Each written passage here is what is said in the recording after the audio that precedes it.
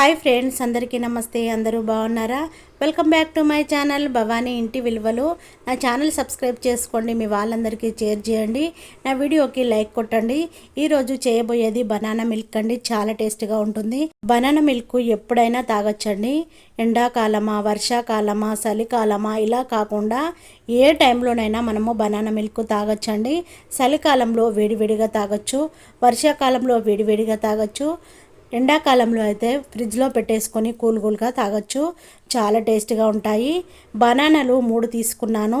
1/2 litre milk packet తీసుకొని పాలను ఒక గిన్నెలో పోసేసుకొని పాలను మంచిగా మరిగించుకొని పక్కన పెట్టేసుకొని చల్లగా చేసేసుకోవాలి. బనానా మిల్క్ని 1 మంత్ పిల్లల నుంచి కూడా తాగించవచ్చండి. మిక్సీ కప్పు తీసుకొని మనము 3 బనానాలు తీసుకున్నాం కదా, పొట్టు తీసేసుకొని ముక్కలుగా కట్ చేసి వేసేసుకోవాలి. తగినంత షుగర్ని వేసేసుకోవాలి. చల్లగా చేసుకున్న పాలని పోసేసుకొని మిక్సీ పట్టుకోవాలి.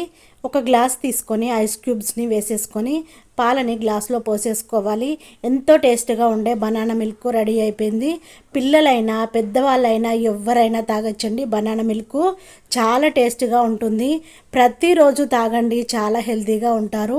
ఇలా చేసుకొని తాగండి, మీ వాళ్ళందరికీ షేర్ చేయండి. నా ఛానల్ సబ్స్క్రైబ్ చేసుకోండి. బెల్ సింబల్ వస్తుంది, దానిపైన క్లిక్ చేస్తే ఆల్ అనే ఆప్షన్ వస్తుంది. Thank you for watching. నేను మీ భవానీ.